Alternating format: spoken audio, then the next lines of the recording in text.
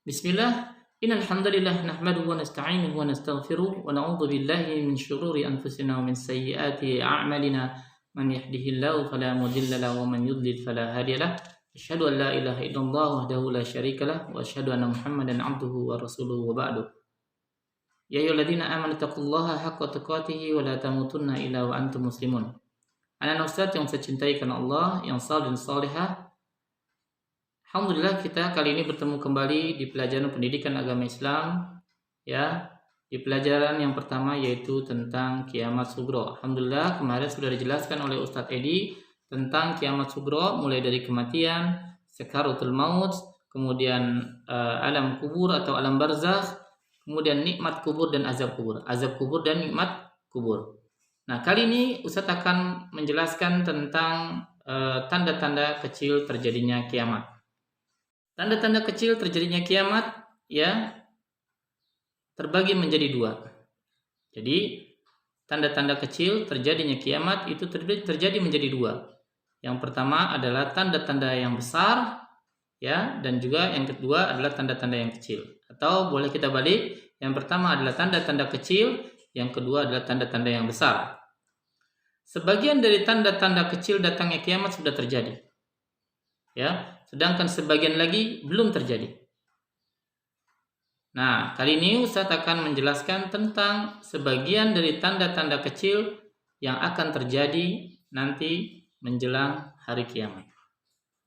Yang pertama adalah tanda-tanda yang sudah terjadi dan tidak akan terulang lagi. Ya, tanda-tanda yang sudah terjadi, ya, tanda-tanda terjadinya kiamat yang sudah terjadi dan tidak akan terulang lagi. Yang pertama adalah diutusnya Rasulullah Sallallahu Alaihi Wasallam dan wafatnya Rasulullah Sallallahu Alaihi Wasallam. Yang kedua, terbelahnya bulan kemudian bersatu lagi, sebagaimana disebutkan di dalam surah Al-Qamar, ya, di ayat yang ke-1 dan kedua. Itu yang kedua, terbelahnya bulan dan tidak akan terulang lagi, karena itu adalah merupakan salah satu mukjizatnya Rasulullah Sallallahu Alaihi Wasallam. Yang ketiga, munculnya api dari negeri daerah Hijaz, dari Hijaz yang menerangi sampai daerah Basrah atau Irak, ya, sebagaimana yang disebutkan dalam hadis sahih yang diriwayatkan oleh Imam Bukhari dan juga Imam Muslim. Tanda-tanda kecil terjadinya kiamat yang berikutnya adalah tanda-tanda yang sudah pernah terjadi dan akan terus terulang. Jadi tanda-tanda ini sudah pernah terjadi sebelumnya, namun akan terus terulang sampai hari kiamat. Yang pertama adalah banyaknya terjadinya peperangan dan kemaksiatan. Kita lihat, mulai dari diutusnya Nabi Muhammad SAW sampai sekarang banyak terjadi peperangan, ya, dan juga kemaksiatan di mana-mana. Yang kedua adalah munculnya para pengikut Dajjal yang mereka semua mengaku sebagai nabi atau menerima wahyu dari Allah Subhanahu wa taala. Mulai dari zaman Rasulullah SAW seperti Musailamah Al-Kadzdzab sampai sekarang yang di Indonesia ada seperti Ahmad Mustadek dan lain sebagainya. Mereka mengaku menjadi seorang nabi dan mendapat wahyu dari Allah Subhanahu wa taala. Yang ketiga adalah banyaknya ujian yang menimpa kaum muslimin, menimpa ajaran Islam. Seperti pembunuhannya Khulafaur Rasyidin. Dan juga terjadinya perpecahan di antara kaum muslimin. Kita saksikan kaum muslimin saling berperang, saling bermusuhan, dan lain sebagainya. Yang keempat, banyaknya ulama yang meninggal dunia dan urusan masyarakat dipegang oleh orang yang bukan ahlinya.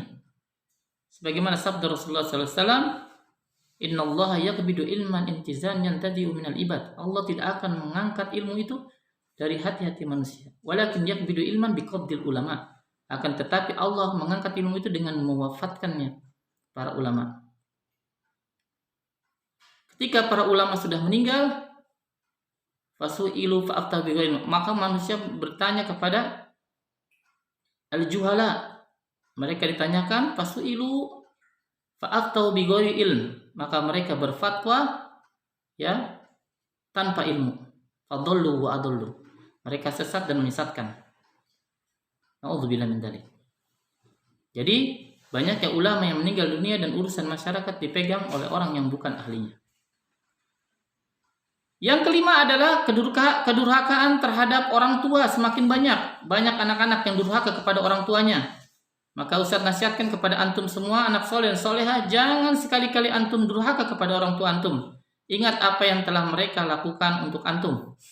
Ya, orang tua antum, ibu yang melahirkan antum dengan penuh kepayahan, abi antum atau bapak antum bekerja siang dan malam untuk memenuhi kebutuhan antum dan lain sebagainya. Jangan pernah kalian berdurhaka terhadap kedua orang tua. Sampai-sampai seorang anak memperlakukan ibunya sebagai budak.